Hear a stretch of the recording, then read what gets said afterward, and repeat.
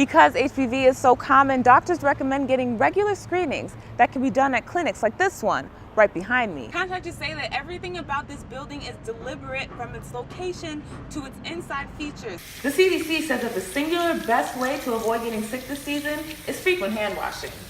However, most people don't know just how long to wash their hands.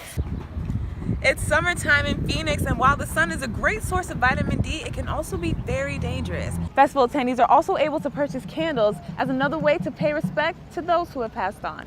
Meanwhile, a Veterans Choice bill Senator McCain co-sponsored passed in the Senate yesterday. It amends the Veterans Choice program in order to provide timely care to veterans and allows more funds to the VA through Veterans Choice Improvement Act. In addition to providing support, this agency and other agencies like this have adopted a housing first model. That means they provide people with housing and then give them the resources they need to help treat whatever got them homeless in the first place. 2 workers were taken to the Good Samaritan Hospital after dangerous fumes were discovered around 6 a.m. this morning.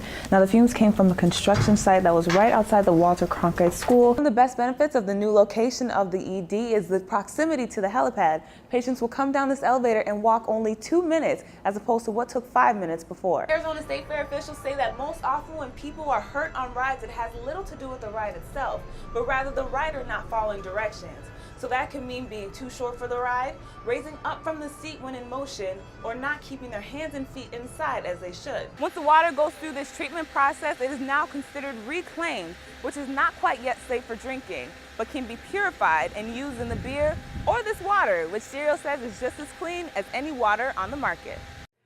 Haunted houses are popular around this time of year, but would you knowingly buy a house rumored to have ghosts? Nkiruka Omeronye is at the Hotel San Carlos in downtown Phoenix. Long rumored to be haunted, she's been looking into what sellers have to disclose when it comes to those rumors. This hotel has offered ghost tours in the past that have attracted a lot of curious visitors. However, that is not always the case for the real estate industry, where selling a potentially haunted house would only attract the bravest of buyers. Yes, Casey Moore's is a haunted house. David Schleifer is the general manager of Casey Moore's Oyster House in Tempe. He's been working at the bar since 1989, and in that time has seen his share of paranormal activity. All of a sudden, my tie went to the left, and it went back to the right.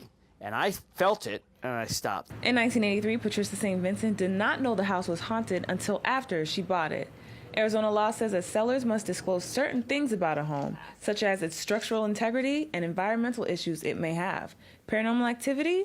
Not on the list. When it comes to like a haunted house, that's what's called like a psychological effect of the property. So there's no obligation to disclose it automatically in Arizona. Salvion says if asked, sellers have to tell the truth about if a house is believed to be haunted. A case in New York dealt with a seller who had previously advertised the house as haunted, but held that information when a potential buyer asked about it. So later the buyer was able to get out of the deal because there was no investigation that the buyer could have done. You have to do your due diligence, do your research, maybe talk to the neighbors, and find out if the house is rumored to be haunted. Real estate agent Shelly Sakala says the Hotel San Carlos is believed to be haunted, which is a reason some people stay there. But at Casey Moore's, they say ghost rumors are not really a selling point. It just comes with the charm and the mystique, and it's a story to talk about. A recent study on Realtor.com says that 33% of people would be willing to live in a haunted house, depending on the type of paranormal activity. In Phoenix, Nkiruka Omeronye, Cronkite News.